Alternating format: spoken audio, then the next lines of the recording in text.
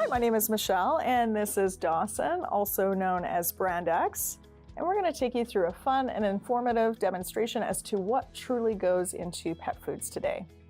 So we're going to show you cup by cup, ingredient by ingredient, what goes into making a 13-pound bag of Orijen Original versus a 13-pound bag of Brand X. So what is Brand X? Brand X is a grain-free food that's typically found at pet specialty stores.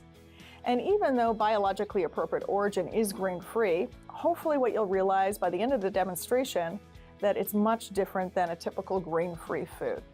So let's begin. So if I take a look at my recipe card, I'm taking a look at the very first ingredient that I have here, which is fresh chicken. So I'm going to go ahead and add in 8 cups of fresh chicken. So this fresh chicken here, it comes from trusted local suppliers in Kentucky. So what's important to know about this fresh chicken is the fresh chicken comes in whole prey ratios. It includes the muscle meat, the organs, as well as the cartilage. And this is much different than typical pet foods today. And the beauty of whole prey is that you're supplementing a dog or a cat from Mother Nature as opposed to having to add synthetics. But we're going to talk about whole prey later, so let's just move on to the first ingredient in Brand X. So what do you have, Dawson? First up for Brand X is 10 cups of deboned chicken.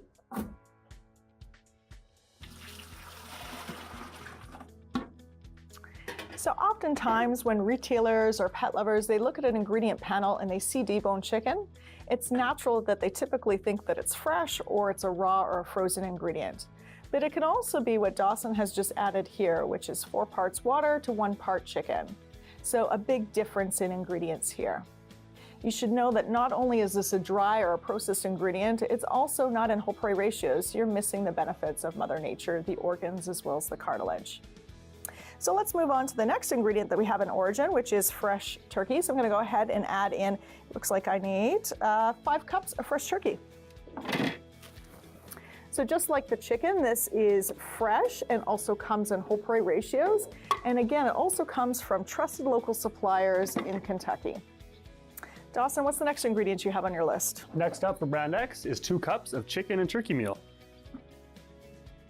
So the chicken and turkey meal that Dawson has just added in here, this is very common in pet foods today. It's a conventional meal. And there's a few things that you need to know about this ingredient.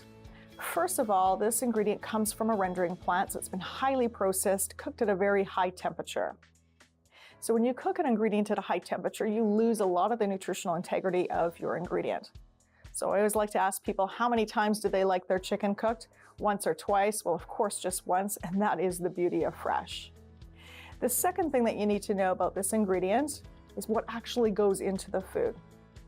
So oftentimes when pet lovers pick up their bag of food, they'll see a whole chicken or a whole turkey on their bag. And this is what they assume is what's in the bag. However, what typically happens is that animal, it gets filleted, the fillets go to the grocery store, and what's left over is the animal frame, so the bone and a little bit of meat. So this is a very unbalanced ingredient. And the third thing that you need to know about this ingredient is it isn't necessarily past fit for human consumption. So all the ingredients that go into Orijen Original have all been deemed fit for human consumption. So let's move on to the next ingredient on my list here. If I take a look at my recipe card, it looks like I have fresh whole eggs. I'm going to go ahead and add in my eggs. So I have 2 cups of eggs. These eggs come to us whole, and they come to us fresh from trusted local suppliers. And what's important to know about the eggs is eggs, first of all, it's a perfect source of amino acids. So it has the perfect amino acid profile, and it's a great source of protein for dogs and cats. So Dawson, do you have any eggs in Brand X? Yes, I have half a cup of dried eggs. So what Dawson has added in here is dried egg. So obviously a dried egg is a processed ingredient. And also it's important to know that any dry ingredient, typically you don't really know where that's coming from. So it often is purchased through a broker. So let's move on to the next ingredient on my recipe card here. It looks like I've got some Atlantic mackerel. So I'm going to go ahead and add that to my recipe. So I've got a couple cups of mackerel. Our mackerel comes from a company called Norpel Fisheries. Norpel Fisheries is based in New England, and they are our supplier of all of our wild-caught fresh whole fish.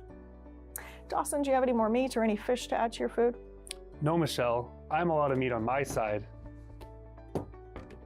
Okay, well, I've got a few more different types of meats to add to my food, so I'm going to go ahead and add my fresh fish. So here I'm going to add in fresh wild-caught herring. Wild-caught herring, by the way, you'll notice it's nice and rich and dark in color.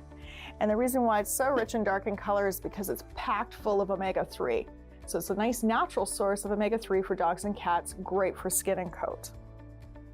I also have another fish that I'm going to add to my food. I've also got wild-caught flounder, so I'm going to go ahead and add that. And again, just like the mackerel as well as the herring that I've added to the food, the flounder comes from Norpel Fisheries, and it comes to us whole. Now, this is an important key point of difference that you should know about in our food. We're using the whole fish. So again, most pet foods today, people look at the bag, they see a whole salmon on the bag, and they believe that that's what's in the food. The truth is the fillets, they go to the grocery store, and what's left over is the head, the tail, and the rack. And just a little bit of meat, so it's a really unbalanced ingredient.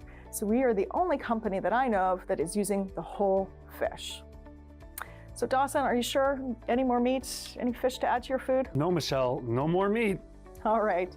So I'm going to move on to the next thing on my ingredient list here. I've added in all my fresh, but I have some dry ingredient to add. So I'm going to go ahead and add my render-free dehydrated ingredient. So I've got a combination of chicken, turkey, mackerel, sardine, and herring. So I'm going to go ahead and add that to the food. So at first glance, if you take a look at this ingredient, it looks similar to some of the dry ingredients that Dawson has added into Brand X. However, this is a quite different ingredient. It's especially made for us. So this is a render-free dry ingredient, custom made for us, cooked at a very low temperature, also made with animals in whole prey ratios, and all the animals that go into this dried ingredient are all past fit for human consumption. This is an incredible ingredient, a great source of protein that fresh meat alone cannot provide. So Dawson, anything else to add to your food? Well, that's a lot more meat than we have over here at Brand X. I'm gonna need to add something to my kibble in order to boost the protein levels. So I'm gonna add 3 cups of pea protein. So Dawson's just added in pea protein. This is a fairly common ingredient in pet foods today, those grain-free foods that are found in pet specialty stores. So whether it be pea protein or potato protein, it's a problem with this ingredient. The first thing is dogs and cats, they're meat eaters. They're actually not meant to eat plant protein. So plant protein tends to be less digestible or less usable. The second thing you should know about this pea protein that Dawson has added in is missing a lot of the essential amino acids. So when it comes to protein, the best source of protein for dogs and cats should be coming from meat. So now that we've got all of our protein and all of our meat ingredients added to the food, it's time for us to add a little bit of carbohydrate. Because we are making a dry food, we need something to keep the kibble together, a binder to keep it together. So Dawson, do you have any carbohydrates to add? Yes, I have some peas. And I also have 5 cups of a starch blend that I will use to keep my kibble together. I have potato starch, sweet potato starch, tapioca, and potato. Okay, so what Dawson has added in here, again, this is quite common in pet foods today, even those foods that are found in pet specialty stores. He's added in some starches, tapioca starch, and pea starch to his food. It's a problem with this ingredient though. This ingredient is extremely high on the glycemic index, equivalent to a candy bar. And this causes all sorts of health issues in our pets. It leads to things like diabetes, obesity. So really when it comes to carbohydrate, it's best to use low glycemic carbohydrate. The second thing about the carbohydrate Dawson has added here, it's very high inclusions of carb. So most pet foods today have 40 to as high as 60% carbohydrate, and again, leads to all sorts of health issues in our pets. So when it comes to formulating and making Orijen Original, there's a couple things we considered. How much as well as how fast. So the carbohydrate content is nice and low in Orijen Original. And we've also considered the type of carbohydrates that we use. So I'm going to go ahead and add in my carbohydrate ingredients. So I'm adding in a nice blend of carbohydrates. So whether it be chickpeas, lentils, pumpkin, butternut squash, some greens in here, they're all nice sources of low glycemic carbohydrates. And the great thing about these carbohydrates as well too is not only do they help us keep the kibble together, but they're actually also a great source of vitamins, minerals, and fibers. So now that we've got that added in, I'll just take a look at the next thing on the list. But I think before I do that, Dawson has one more thing to add. Do you have any fruits and vegetables? Yeah, I do, but I guess they're a little on the dry side though. So again, what Dawson has added into his food is typical of pet foods today. So if you take a look at the ingredient panel labels today, you'll see carrots, you'll see peas, you'll see all sorts of blueberries added to the food, but oftentimes it comes in dry form. So it comes in a processed form and again comes from an unknown source. Whereas the fruits and vegetables that we've added into Orijen Original, they all come from trusted local suppliers. So anything else next on your ingredient panel, Dawson? Well, next up for brand X is flaxseed. So Dawson has added flaxseed to his food, and this is fairly common in pet foods today. And flaxseed, it doesn't sound like a bad ingredient, but actually it's not appropriate for dogs and cats. So flaxseed is a source of omega-3, and the trouble with flaxseed is dogs and cats aren't efficient at using flaxseed as a source of omega-3. Best source of omega-3 actually comes from fish oil. So I'm going to go ahead and add a little bit of fish oil to my food. So here I've got a bit of herring oil to add. You'll notice that I didn't have to add in a whole lot of herring oil. And the reason for that is if you remember all the fish that I added in earlier, the mackerel, the herring, the flounder, those are all great sources of omega-3. So I didn't have to add in a whole lot of herring oil. So now that I've got my herring oil in, it looks like the next thing on my recipe card is botanicals. So I'm going to go ahead and add those. So here's what I love about our foods. Even though the botanicals make up a very small portion of the food, it's still important to us to know where they're coming from. So this is an ingredient that has been contract grown from us, from trusted local suppliers, so we know where all of our botanicals come from. And the beauty of botanicals, what they do for dogs and cats, well, in nature, dogs and cats, instinctively, they graze on different grasses and plants. So this is a nice digestive aid, immunity booster, and really helps just with the overall well-being for dogs and cats. So Dawson, do you have any botanicals in your food? Yes, I've got one. So Dawson's added a botanical, and again, if most pet foods today, if they even have botanicals in their food, again, it typically comes from a broker, so it doesn't come from a trusted local supplier. So now that we've got our botanicals in there, what we need to do is ensure this food is nice and balanced. So because of all the meat, all the fresh meat, the variety of meat that I've added into the food in whole prey ratios, my food is actually pretty balanced. The only thing that I need to add to this food is a little bit of zinc. So I'm going to go ahead and add in a little bit of pumpkin seeds. It's a great source of zinc. And I'm also going to supplement with a little bit of zinc as well too. And that's it. That's all that I need to add. The food is relatively balanced. So how about you, Dawson? Any supplements in brand X? Well, I have a few more than that. In order to ensure that my food's nutritionally balanced, I'm going to need to add 16 different minerals, along with 13 different vitamins. And finally, I need to add 2 amino acids. So this is fairly common in pet foods today, is if you, again, take a look at the back of the ingredient panel, you'll see a long list of ingredients that you can't pronounce. These are all your synthetic vitamins, minerals, amino acids.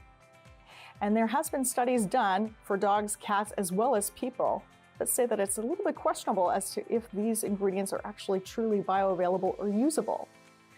Here's what we do know. We do know the best source of vitamins, minerals, amino acids comes from Mother Nature. It comes from your foods. So it's best that it comes naturally. So I've got all of my ingredients added in, but I believe brand X has one more to add. So what do you have, Dawson? That's true. As you can probably tell, my mixing container is quite dry, and I can't make a kibble out of this. So in order to do so, I'm going to need to add 8 cups of water. So again, this is quite typical of most pet foods today because there's a lot of dry ingredient. You have to add water to start the cooking process. Orijen, however, is a little bit different. So with Orijen, because of all the fresh meats that we've added in here, no need to add any water. It actually cooks in its own natural juices. So now that we've got all of our ingredients in our mixing bowls, it's time for us to use our imagination. So we don't have any of our kitchen equipment here today, but there's a couple things that you need to know when it comes to cooking foods. So when it comes to Orijen Original, Orijen's cooked at a very low temperature, so 195 degrees Fahrenheit, versus Brand X and most pet foods today, they're cooked at a very high temperature. We also make Orijen foods in very small batches, again, low temperature cooking, and we cook it nice and low. So low and slow is what we think about when we're making our foods. Again, when it comes to other pet foods today cook at a very fast speed and also high temperature. So you lose a lot of the nutritional value of those ingredients. So now that we're done the cooking process, what does the final food look like? Let's take a closer look at the final product, because also the final product tells us a story. So first of all, if you take a look at Orijen Original, you take a look at the color of the kibble, you'll see the color of the kibble is much darker than Brand X. And that's because of all the meats that we've added to the food.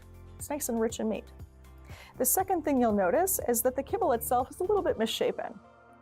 And the reason why it's misshapen is because of all the fresh meats that we've added to the food, and also the kibble itself, or the food itself, is low in carbohydrate. And so it's hard to keep the kibble together versus Brand X, which is a more uniform shape. And the third thing you'll notice is if you break apart the kibble, that also tells a story as well too. If you take a look at biologically appropriate Orijen, you'll see that the kibble inside is quite dense, similar to a piece of meat, versus breaking apart Brand X or most grain-free foods today, you'll see lots of tiny little air pockets. And those air pockets represent starch. And that's because the food is quite high in carbohydrate, high in starch. So let's go back to the beginning. Recommending a food for dogs and cats. How do you do that? Well, we always recommend that you should use what we call meat math, which are 3 meat questions. How much meat, how much fresh meat, and how much variety. So taking a closer look at Orijen, when it comes to meat, there's a lot of meat in there. We've added an 85% meat. Versus Brand X has 25, maybe 35% meat. So big difference in meat content. The second meat math question is how fresh? So you saw all the fresh ingredients that we've added into the food. Out of the 85% meat, 2/3 is fresh, versus Brand X and most pet foods today have little to zero fresh. And the third meat math question is how many? So if you remember from earlier what we added into the food, we've added in chicken, turkey, several different types of fish, eggs, all in whole prey ratios, reflective of the natural diet. Versus Brand X here, very little variety, 1-2 different types of meat and no whole prey ratios. So what are the results of a food that's nice and rich in meat content, that has variety, that has fresh? Well, the result is it's a food that's nice and rich in protein coming from meat as opposed to plant, and a food that's nice and low in carbohydrate, which is perfectly appropriate for dogs and cats. And the other beauty of this is that the food is supplemented naturally, so supplemented from Mother Nature as opposed to having to add all those synthetics. Hopefully you've enjoyed the demonstration. Thanks so much for watching, and hopefully we'll see you next time. Thank you.